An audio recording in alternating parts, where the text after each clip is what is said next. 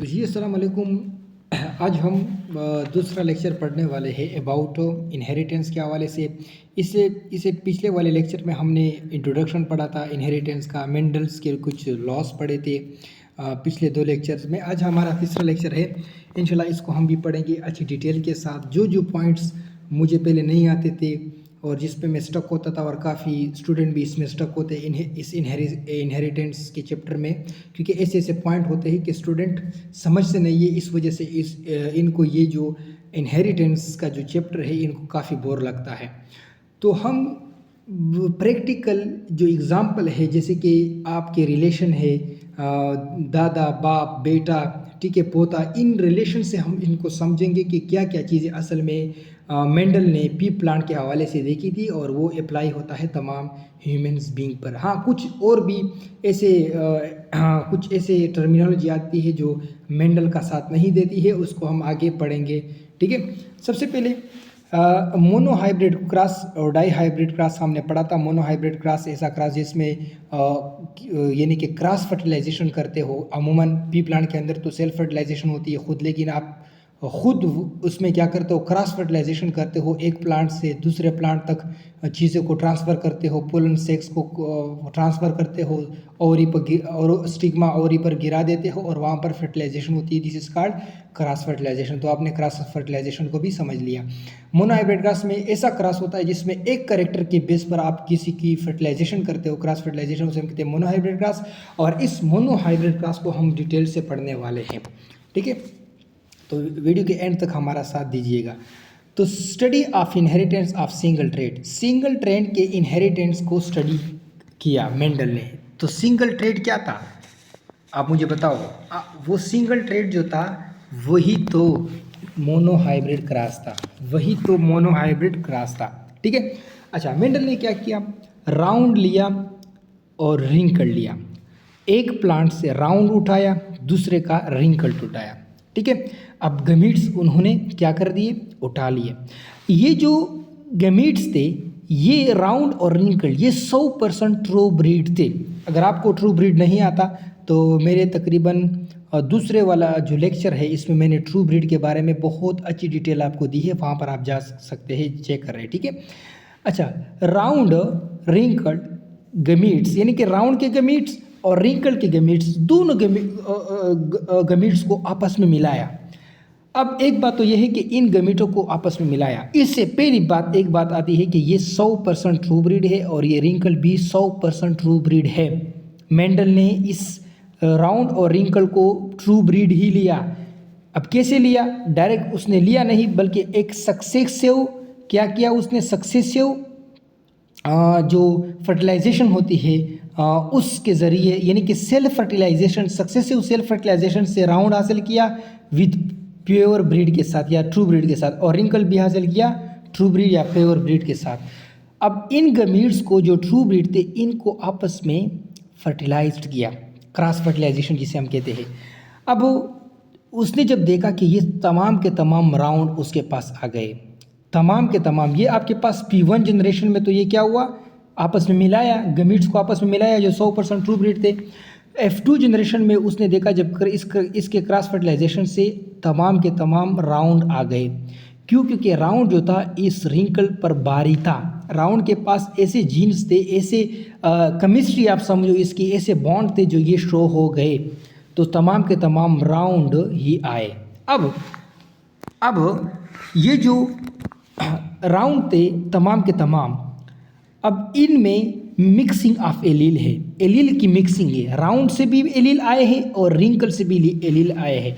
तो क्या इसका मतलब ये हुआ कि रिंकल के एलील गायब हो गए? नहीं। जब मेंडल ने इस F1 जनरेशन को सेल्फ फर्टिलाइजेशन दी तो सेल्फ फर्टिलाइजेशन की वजह से राउंड तो आ गए, साथ में जो रिंकल यहाँ पर छुपे हुए थे, जो छुपे हुए थे रिंकल, वो रिंकल यहाँ पर शो हो गए, लेकिन कम रेशियो के साथ। तो मेंडल ने यहाँ पर इस बात का अंदाज़ा लगाया कि जो रिंकल यहाँ पर शो नहीं हुआ था वो ये रिंकल यहाँ पर शो हो गया। मतलब ये आपके पास दादा समझो, दादा दादी, उसके बेटे, फिर उस उनके जो बेटे थे उनके कोई भी बेटे में ये खसूसियत नहीं थी कि वो रिंकल थे, लेकिन उनका एक ऐसा पोता पैदा हो गया।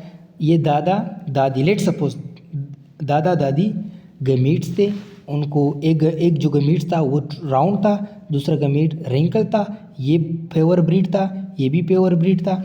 इनको मिलाया, इनके बेटे पैदा हो गए, तमाम के तमाम राउंड ही थे। अपने जो बेटे थे वो तमाम के तमाम बिल्कुल अपने बाप पर गए थे, लेकिन इन बेटों में जो माँ की खसूसियत भी तो छुपी हुई थी। अब ये माँ की खसूसियत जब उसको सेल्फ फर्टिलाइजेशन दी तो जो अब इन राउंड के जो बेटे थे वो राउंड आ गए और रिंकल्ड भी आ गए, रिंकल्ड भी यहाँ पर शो हो गए। तो मतलब दादा दादी बेटे से, यानी कि दादा दादी से बेटे पैदा हो गए और वो बेटे तमाम के तमाम अपने दादा पर यानी अपने बाप पर गए थे। और ये जो बेटे थे जब इनकी सेल्फ फर्टिलाइजेशन हो गई, शादियाँ वगैरह कर दी, तो राउंड के साथ रिंकल भी आ गए। मतलब जो पोते आ गए इन दादा दादी के, वो पोते जो एक पोता आ गया वो अपनी दादी के तरह हो गया, ठीक है। यानी कि दादी की खसूसियत यहाँ पर छुपी हुई थी, यहाँ पर शो हो गई। तो 75% राउंड आ गए, 25% रिंकल आ गए। तो ये फिनोटिपिकल रेशियो है, यानी कि फिनोटिपिकली ये रेशियो होती है। मैंने फिनोटाइप और जीनोटाइप पहले समझा दिया है। इससे आप चेक कर ले हमारे लेक्चर में। अच्छा, अब जो दूसरी बात है, ज़रूरी बात आपको समझानी है। अच्छा, अब ये जो ऑल राउंड थे, अब आप मुझे खुद बताइए, अगर आपने पिछले वाले लेक्चर देखे हैं तो ये 100% ये जो आपके पास राउंड है, क्या ये पेवर है? नहीं, क्योंकि यहाँ पर रिंकल भी आ गया। तो ये जो पेवर ब्रीड था, अब ये राउंड पेवर ब्रीड नहीं है, ठीक है। ये राउंड पेवर ब्रीड नहीं है। यहाँ तक बात आपको समझ में आ गई? अच्छा, अब यहाँ पर अगर हम जो राउंड आ गए 75 3:1 से, अगर हम इन तीनों को सेल्फ फर्टिलाइज करें तो ये तो आपके पास सिर्फ क्या आएगा, ये आपके पास ट्रू ब्रीड आएगा। इसमें कोई सिर्फ राउंड ही आएगा, ठीक है। यानी कि ये सिर्फ राउंड आ गया और ये जो कि ट्रू ब्रीड है, और ये आपके पास डोमिनेंट ही है। जबकि इन दोनों को फर्टिलाइज किया, सेल्फ फर्टिलाइज किया, तो ये रिंकल फिर नज़र आने लगे। तो ये नॉन ट्रू ब्रीड है, ये भी नॉन ट्रू ब्रीड है। और यहाँ पर आपके पास जो रिंकल है, ये आपके पास ट्रू ब्रीड आ गया, ठीक है। ट्रू ब्रीड आ गया क्योंकि इसमें कोई मिक्सिंग नहीं है, जैसा था वैसा ही है। तो क्या गया 1:2:1। तो out of two contrasting pairs, out of two constructing phenotype of P1 generation का जो कंस्ट्रक्टिंग फिनोटाइप था, इसमें एक जो only one is inherited in F1 generation. F1 generation में सिर्फ एक ही आ गया, और ये आपके पास F1 individual are non true breed, और F1 के जो इंडिविजुअल थे ये नॉन ट्रू ब्रीड थे। ये सारा मैंने आपको समझा दिया। F2 जनरेशन था, ये आपके पास क्या है, F2 जनरेशन में फिनोटिपिकली जो रेशियो है 3:1 है, 3:1 है। जबकि जीनोटिपिकली जो रेशियो है वो 1:2:1 है, 1:2:1 ये फिनोटिपिकल है। तो मेंडल ने यहाँ से interpretation the.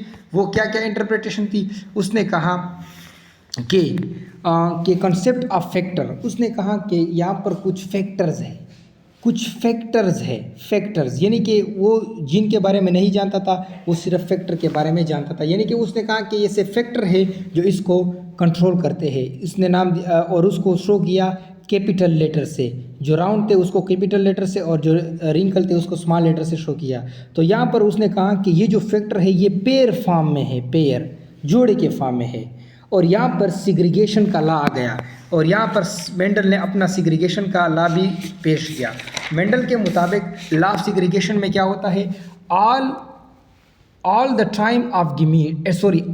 Time of gametes formation, gametes की फार्मेशन के दौरान, यानी कि जब मयासिस होती है, द को एग्जिस्टिंग फैक्टर जीन्स, यानी कि जो फैक्टर्स को एग्जिस्ट करते हैं, जीन्स जो एग्जिस्ट करते हैं क्रोमोसोम पर, they are segregated from each other and pass into different gametes. ये एक दूसरे से जुदा होते हैं और डिफरेंट गमीट्स की तरफ चले जाते हैं। लेट सपोज ये मेरे पास एक गमीट्स है, ये दूसरा गमीट्स है। अब ये यहाँ पर जब गमीट्स की ये आपके पास एक क्रोमोसोम है, ये दूसरा क्रोमोसोम है। इस क्रोमोसोम पर क्या है, ये जीन है, ठीक है। एलील भी हम इसे कहते हैं। अब जब यहाँ पर इसकी गैमीट्स बनेंगे, क्रोमोसोम डिवाइड होगा, तो एक तरफ एक गैमीट एक जीन आएगा और दूसरी तरफ दूसरा जीन आएगा, तो जीन को हम एलील भी कहते हैं। तो एलील क्या होते हैं, सिग्रीगेट हो जाते हैं, ठीक है। और यहाँ पर स्मॉल आर ये भी जुदा हो जाएंगे। अगर अभी भी आपको समझ में नहीं आता तो अभी समझा लेता हूँ। ये आपके पास क्या था, ये आपके पास सिस्टर क्रोमेटिड है।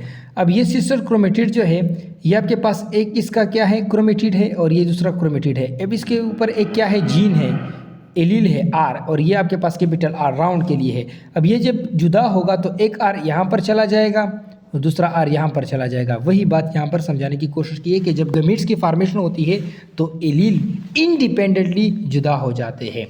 तो ये थी कहानी आपके पास लॉ ऑफ सेग्रीगेशन की। बाकी तो वही बातें आपने बुक में भी पढ़ी होगी, ठीक है, ठीक है।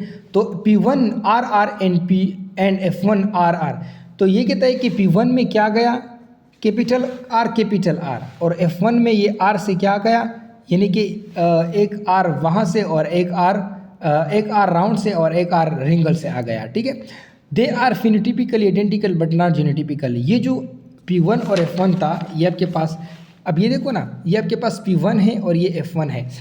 F1 में राउंड है और P1 में भी राउंड है। फ़र्क क्या है, ये जीनोटिपिकली डिफरेंट है, यानी कि ये सिर्फ कैपिटल आर है, लेकिन ये कैपिटल आर और स्मॉल आर है। जीनोटिपिकली डिफरेंट है लेकिन फिनोटिपिकली ये सेम है, यानी कि फिनोटिपिकली सेम क्यों है, क्योंकि दोनों ही राउंड है, ठीक है।